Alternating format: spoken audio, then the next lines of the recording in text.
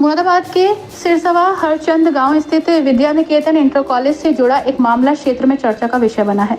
ग्रामीणों द्वारा Vidya Niketan inter college के प्रबंधक पर पैसे गबन करने और भूमि को अवैध रूप से कब्जाने के संबंध में मुख्यमंत्री पोर्टल पर शिकायत भी दर्ज कराई गई। ग्रामीणों का आरोप है कि पूर्व प्रबंधक ने विद्या निकेतन इंटर कॉलेज में बड़े स्तर पर गबन किया है। तमाम साक्ष्य होने के बावजूद भी स्कूल प्रबंधक पर कोई कार्रवाई नहीं हो रही। इस संबंध में जब भी उच्च अधिकारी स्कूल में जांच करने पहुंचते हैं तो प्रबंधक द्वारा बहाना बनाकर टाल दिया जाता है, जबकि अधिकारियों को जांच के दौरान बड़े स्तर पर स्कूल में कमियां मिली हैं, जिसमें बच्चों के mid day meal, school maintenance की कमी, स्कूल की भूमि के पट्टे काट कर दूसरों को देना, स्कूल की भूमि पर लगे पेड़ कटवा देना, स्कूल के ट्रस्ट में बाहरी लोगों को रखना, स्कूल जर्जर हालत में मिलना।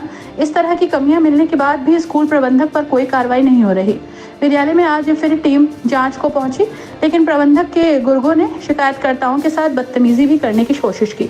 शिकायतकर्ताओं का कहना है कि जिला विद्यालय निरीक्षक अरुण कुमार दुबे द्वारा झूठे मुकदमे में फंसाने की धमकी दी जा रही है। शिकायतकर्ताओं ने मुख्यमंत्री योगी आदित्यनाथ से निष्पक्ष जांच की मांग की है।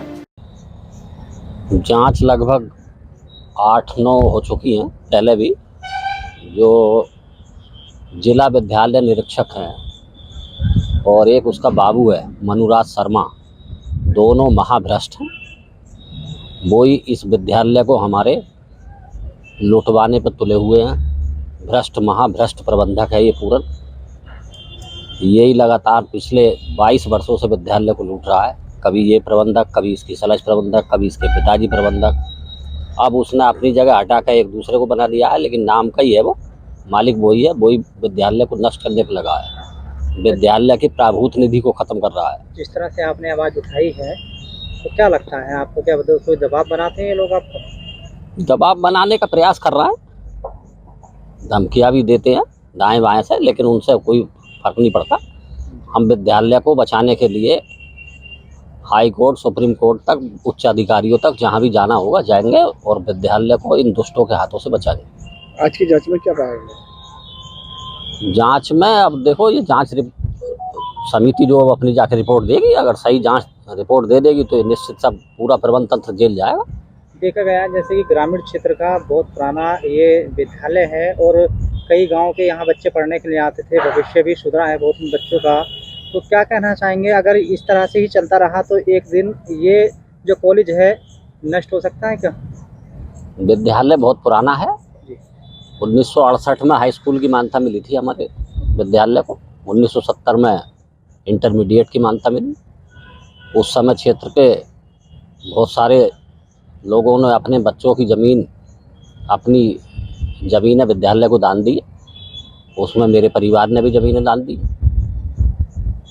और जो प्रबंध तंत्र है, इसने 25-30 बीघे ज़मीन विद्यालय की नष्ट कर दी, पट्टे काट लिए, उनका एग्रीमेंट अपने नाम करा लिया। अब जिस तरह की इस समय कंडीशन है तो क्या बच्चों के साथ में खिलवाड़ हो रहा है? बच्चों के साथ में खिलवाड़ बिल्कुल हो रहा है।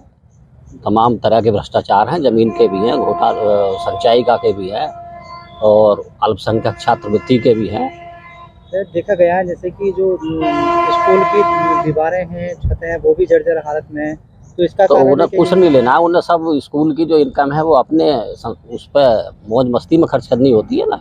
विद्यालय को कोई ध्यान नहीं है। किस तरीके का विद्यालय में कुछ होता है?